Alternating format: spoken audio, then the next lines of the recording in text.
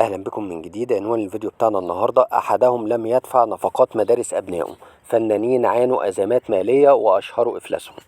في البداية هنقول رد الفنان المصري محمد فؤاد على الانتقادات الموجهة ضده والحملات اللي دعت إليها المعارضة في مصر لمقاطعة أغاني الفنانين الذين يدعمون النظام المصري، مؤكدا أنه لا يشرفه أن يستمع إليه هؤلاء، مضيفا خلال مداخلة هاتفية ببرنامج آخر النهار المذاع على فضائية النهار قائلا: خدمة البلد شرف عظيم، احنا خدامين مصر، يكفي ان بيني وبين ربنا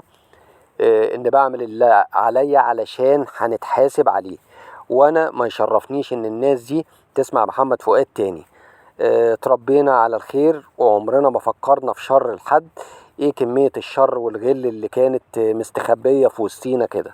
وفجر بعدها محمد فؤاد مفاجأة من العيار التقيل بأنه يعاني من أزمة مالية خانقة قائلا: أقسم برب العزة ما حد اتضر زينا، و80% من ثروته اتصرفت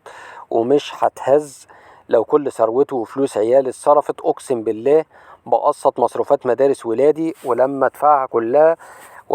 كلها حتى الآن. احنا مش مرفهين زي ما بيقولوا. وتابع الفنان المصري: مسلسلي واقف بقاله 6 سنين ومش عارف أسد ديوني، والآخر قرش في بيتي أنا كل المصر ولا يمكن هبيعها ولا أطلب تمن وقفتي معاها. لو هعيش في خيمة مصر مش هتخرب تاني. ولم يكن النجم محمد فؤاد أول الفنانين الذين يعترفون بتعرضهم لأزمات مالية وأنهم على وشك الإفلاس، حيث سبق أن أعلنت الفنانة نادين الراسي أن هي لا تملك الأموال الكافية للعيش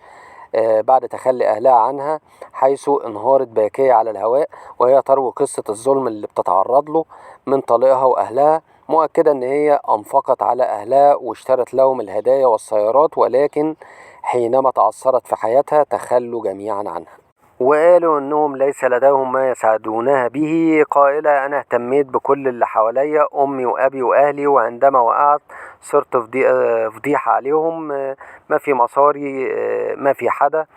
ولا حدا بيسأل عليا. فيما أثارت الفنانة الكويتية أمل عباس صدمة كبرى بعدما نشرت فيديو تطلب من جمهورها بعض المساعدات المالية من أجل إجراء عملية قسطرة في القلب،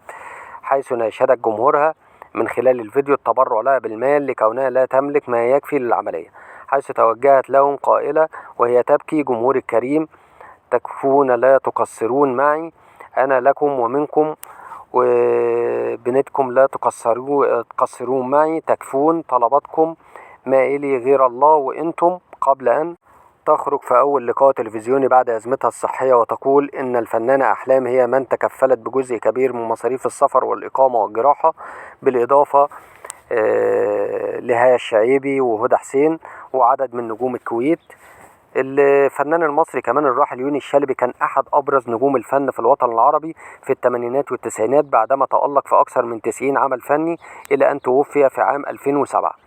بعد صراع طويل مع المرض، حتى اضطرت زوجته لمطالبة الحكومة المصرية بمعالجته على نفقة الدولة قبل وفاته بسبب الظروف المادية الصعبة، مؤكدة أن هي اضطرت لبيع آخر أملاكها في الدقهلية بسبب تكاليف العلاج. كما سافر الفنان جميل راتب للعلاج بالخارج على نفقة الدولة عقب الوعكة الصحية اللي ألقت به وتوفى على أسرها في أيلول من العام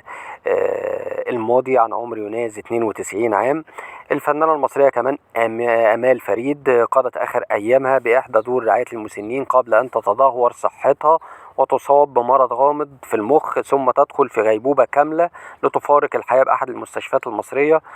في شهر تموز 2018 عن عمر يناهز 80 عام. كمان تحية كاريوكا، واحدة من أشهر الفنانات والراقصات في تاريخ الفن المصري، إلا أنها قضت أيامها الأخيرة مفلسة تماما بلا أموال ولا سكن، وأقامت عند سيدة لا تعرفها بمنزلها في حي شبرا. كمان ظل الفنان سمير صبري ينفق عليها لمدة 3 سنوات قبل أن توفر لها الفنانة الراحلة فاتن حمامة شقة لها لتعيش بها، وتوفيت تحية كاريوكا في عام 1999 عن عمر يناهز 80 عام على إثر تعرضها لجلطة رئوية حادة. الفنان رياض الأصابجي عانى من الفقر في أيامه الأخيرة بعد انحسار الأدوار عنه وإصابته بالمرض، ولم تجد أسرته تكاليف علاجه أو جنازته ودفنه، وتبرع بها أحد المنتجين، وتوفى الأصابجي في العام 1963 عن عمر يناهز 60 عام. كمان عبد السلام النابلسي فنان فلسطيني الأصل وشارك في عدد من الأعمال الفنية البارزة، إلا أنه عانى في نهاية حياته من الفقر بعد أن أعلن بنك انترا بيروت إفلاسه، وكان النابلسي يضع كل أمواله في هذا البنك، فأفلس هو الآخر وعانى الفقر والمرض معا قبل وفاته، وامتنع عن الطعام تماما قبل أيام من رحيله، ولم تجد زوجته مصاريف الجنازة، فتولى صديقه الفنان فريد الأطرش التكاليف.